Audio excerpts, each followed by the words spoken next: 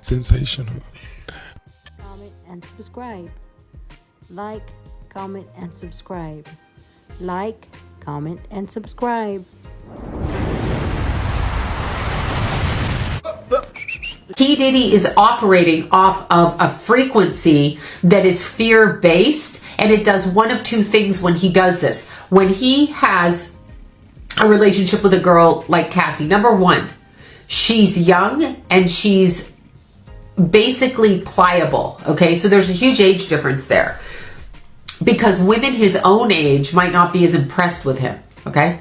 So she assumes that he's coming at her in a relationship in an authentic way. Although I will say I feel like she was forced into the relationship with P. Diddy from someone else. And by forced, I mean someone introduced them and kind of said, this is expected of you.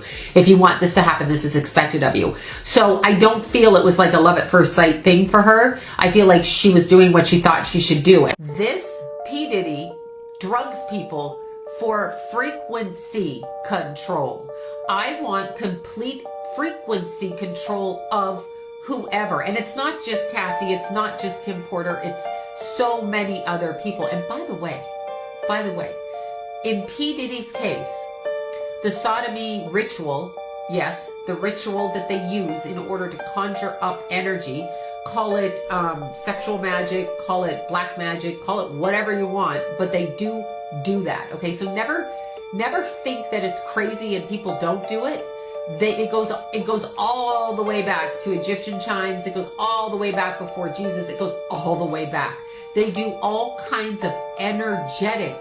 It seems stupid to us if you say, I'm going to sacrifice somebody. That seems dumb. It's like sacrifice them for what? But energetically, they're taking that energy. They are consuming that energy. What's going to happen with P. Diddy over the next 4 years? It's a 4-year progression. So we're in almost 2024. So go to 2028 or thereabouts. What's going to happen to him is his vibration is moving this way and sideways while the rest of the people are leveling up and to the opposite direction. So what she's showing me is that he will be forgotten about, which seems impossible because he's been all over the news like a crazy person and is very famous and very well. Do you believe in love at first sight? I do. Was it love at first sight with your boyfriend? It was a long time ago. She can't say anything because he made her sign a NDA, a non-disclosure.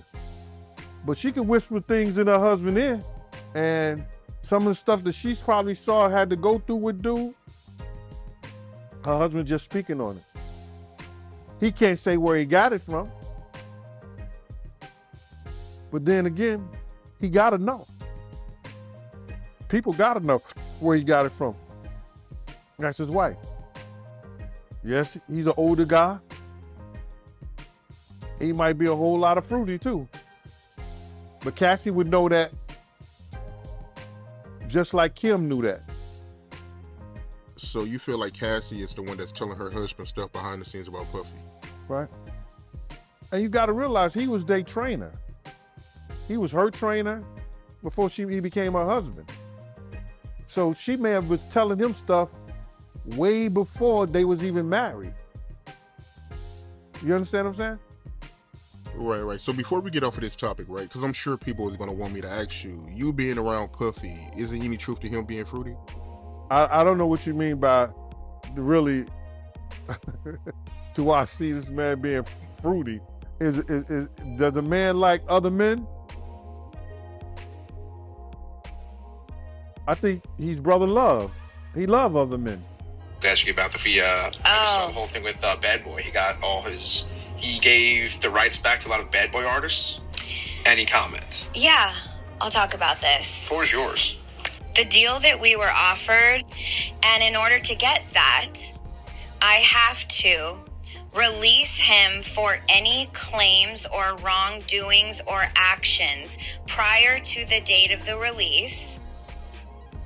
I have to sign an NDA that I will never disparage Puff, Bad Boy, Janice Combs, or Justin Combs' music, or EMI, or Sony ever in public.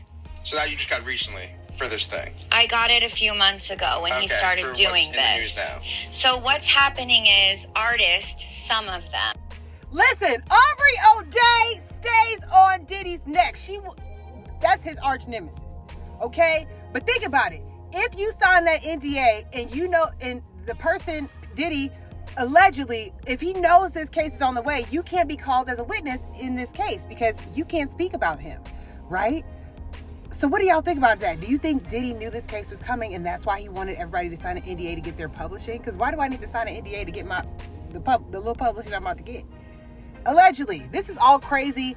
God bless everybody involved. If you need You mentioned help, Diddy. I wanted to please ask you go about get the it. God bless- I'm not a lawyer, but I just read all 35 pages of the lawsuit filed by Cassandra Ventura, aka Cassie, versus Sean Combs, aka Diddy. And child, let me give you the recap.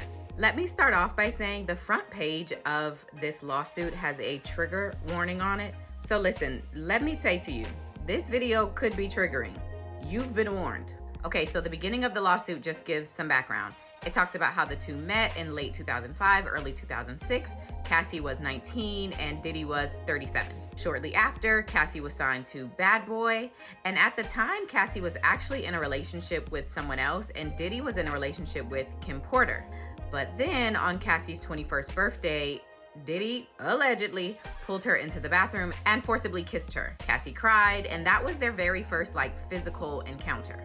Over time, Diddy continued to pursue her according to this lawsuit. And then in September of 2007, Diddy allegedly picked Cassie up from her apartment and gave her a pill. The suit says that Cassie didn't know what the pill was, but she took it at his request.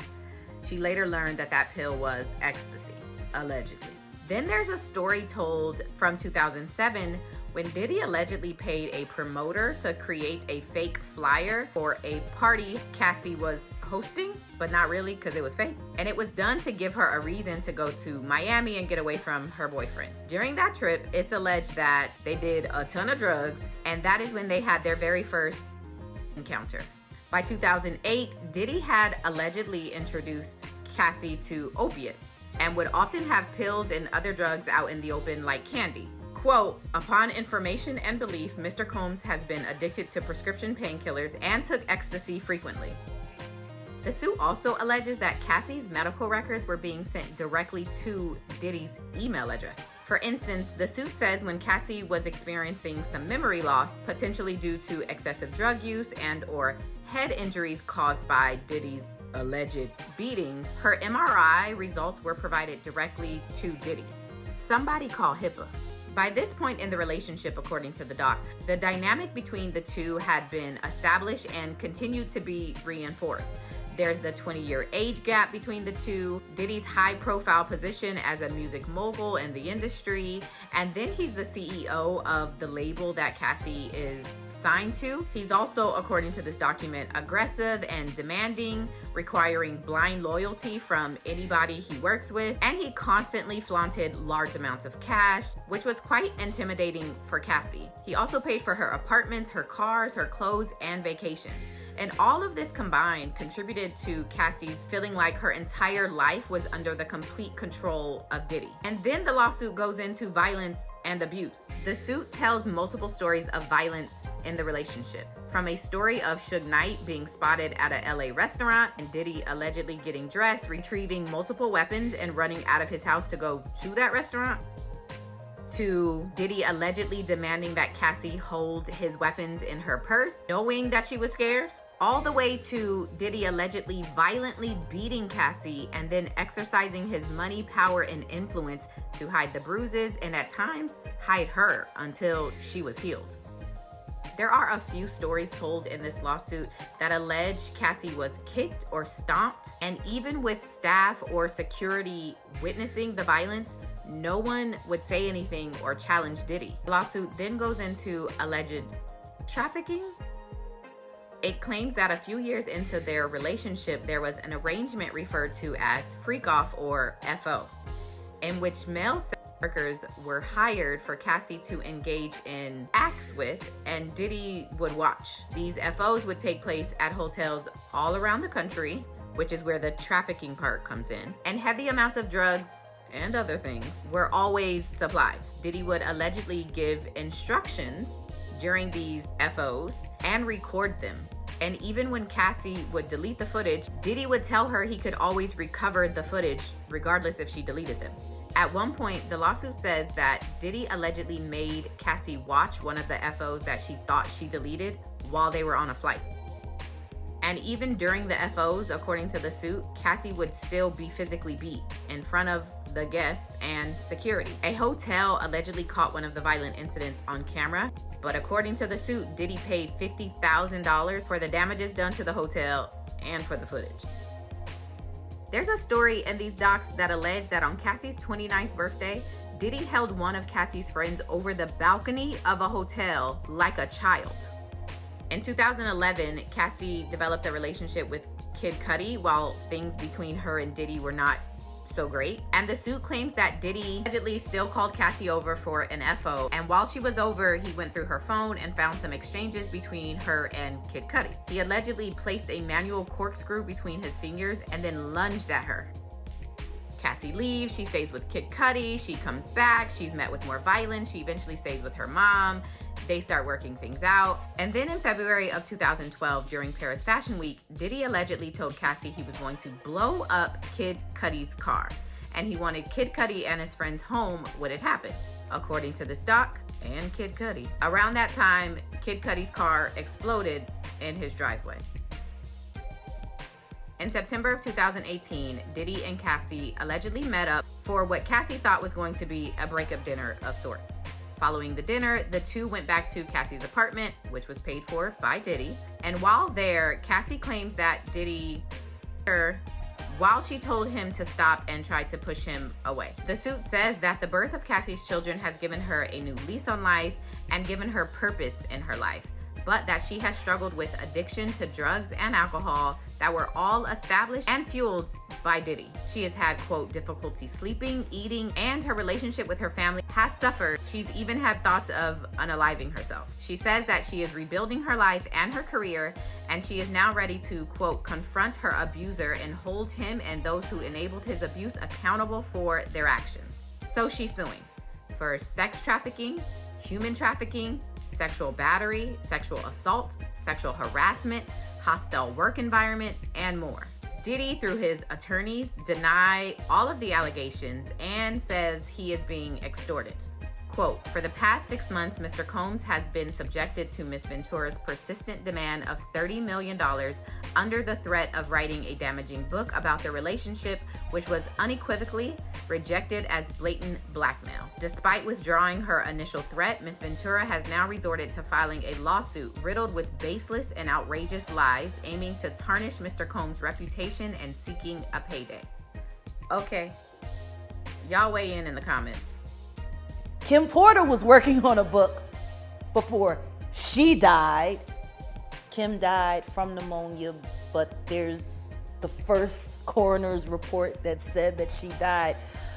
It was ruled a homicide, and they found toxins in her body to prove that she had been poisoned. You know, they have poisons that create heart attack and pneumonia-like symptoms. There's too many coincidences. Congratulations, young Miami. Run as fast as Cassie did. Has anybody asked themselves about that shit? She quit because he dropped her down. What the fuck is going on in that relationship that $250K ain't enough? That's gotta be some dark shit. That's how he operates. He has people followed, he has people watched. People are not understanding that girl quit $250K. 4 million every quarter. Well, I'm sorry, $1 million every quarter. I feel bad for the kids. But their father is the fucking devil.